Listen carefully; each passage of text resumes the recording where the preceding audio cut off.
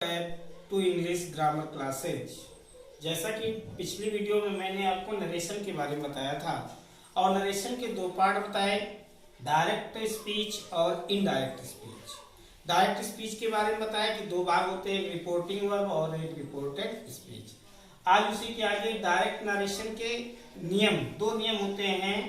इसमें जो पहला नियम है, इसमें कामा से पहले रिपोर्टिंग वर्ब होती है। ध्यान से देखिएगा, इसमें कामा से पहले रिपोर्टिंग वर्ब होती है तथा इन्वर्टेड कामाज में रिपोर्टेड स्पीच होती है।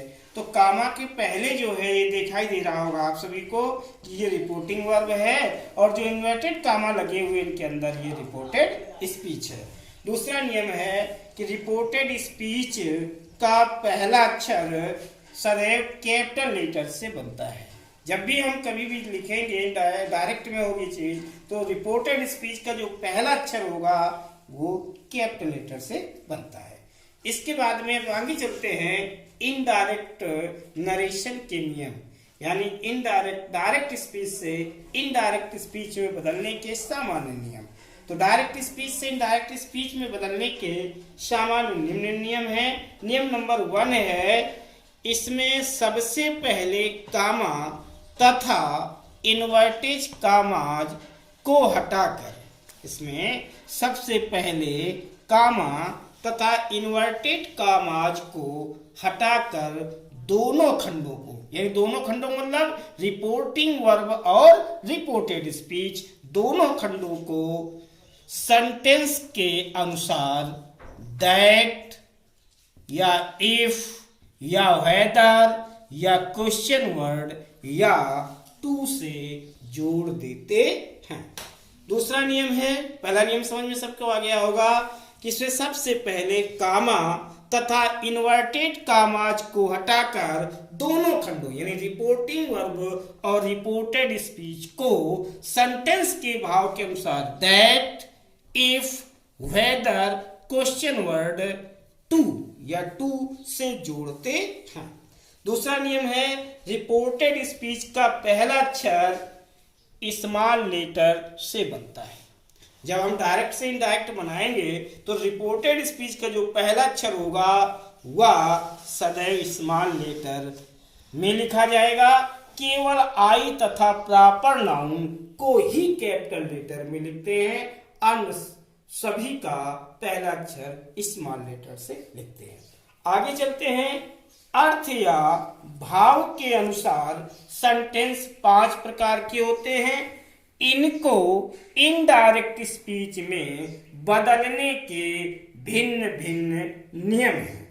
अब सेंटेंस जो 5 होते हैं आप सभी को पता होगा कौन कौन से होते हैं। असर्टिव सेंटेंस, दूसरा नंबर है इंट्रोगेटिव सेंटेंस, तीसरा नंबर है इंपरेटिव सेंटेंस, चौथा नंबर है ऑप्टेटिव सेंटेंस और पांचवा नंबर है एक्सक्लेमेटोरी सेंटेंस। तो अर्थ या भाव के अनुसार सेंटेंस 5 प्रकार के होते हैं। सबको समझ में आ गया होगा।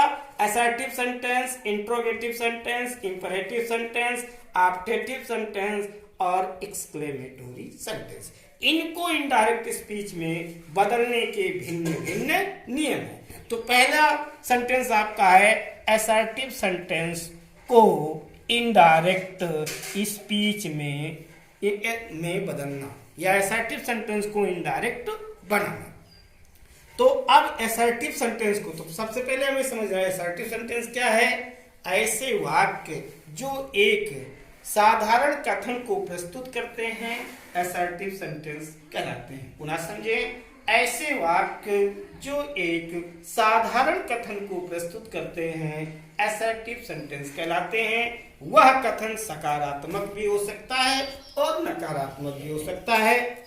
अब असर्टिव सेंटेंस को इनडायरेक्ट में बदलने के लिए निम्न 3 नियम होते हैं।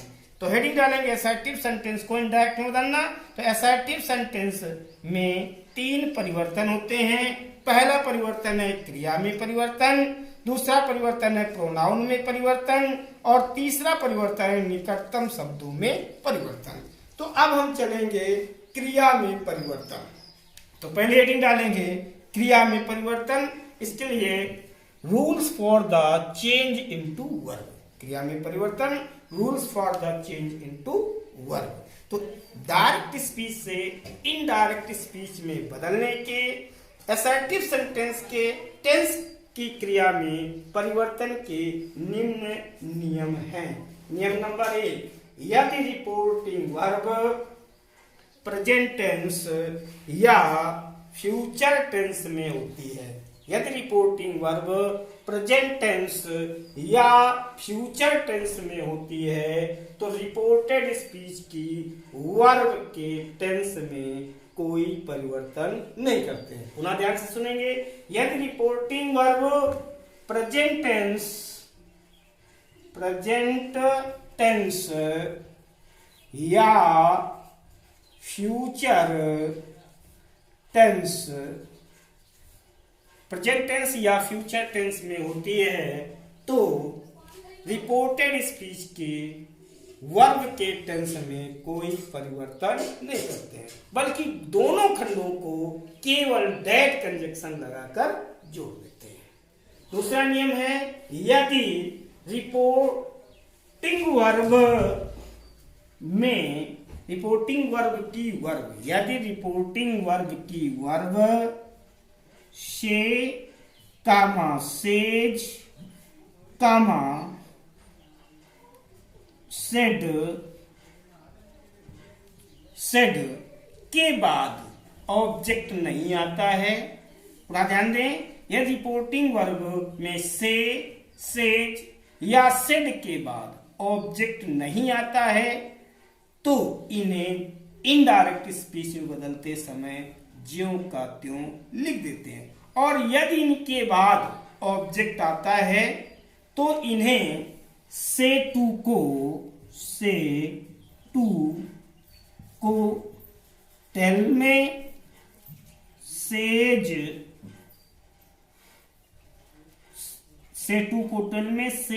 टू को टेल्स में तथा सेड टू को टोल्ड में बदलते हैं।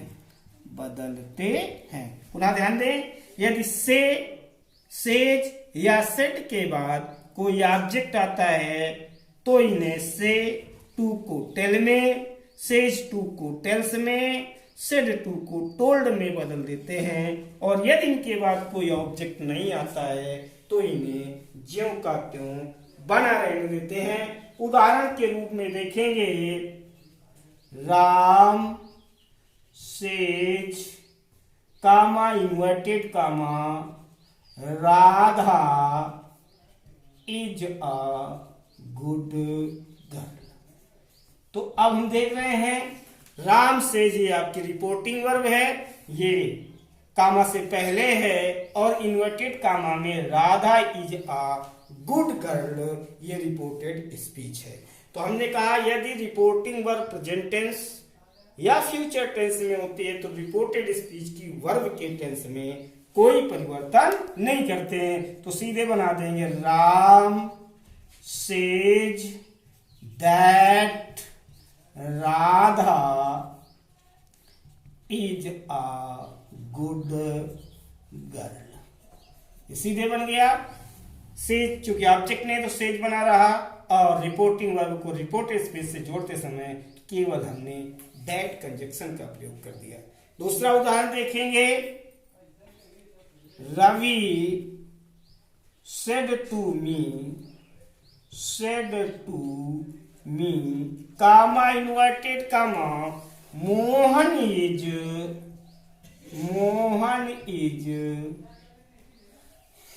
सॉरी सेट नहीं होगा चूंकि नियम नहीं बताया। Ravi says to me Mohan is playing cards. अब यहां देखा, Ravi says to me Mohan is playing card. अब ये सेज जो वर्ब है ये प्रेजेंट टेंस की वर्ब है, इसलिए रिपोर्टेड स्पीच की वर्ब के टेंस में कोई परिवर्तन नहीं करेंगे, सेज को टेल में लिख देंगे जैसा कि यहां दर्शाया है। सेज टू को टेल में बदल देते हैं, तो Ravi tells me that Ravi tells me that Mohan is playing cards. Mohan is playing cards. अब ये तो प्रेजेंट टेंस की बात है। फ्यूचर टेंस मैंने कहा ना, रिपोर्टिंग वर्ब प्रेजेंट टेंस या फ्यूचर टेंस में होती है। तो फ्यूचर टेंस का उदाहरण देखेंगे, she will say, comma inverted comma, Ram is a good student. Ram is a good student. यहाँ विल क्रिया फ्यूचर टेंस की है तो इसको भी जोड़ देंगे, सी विल से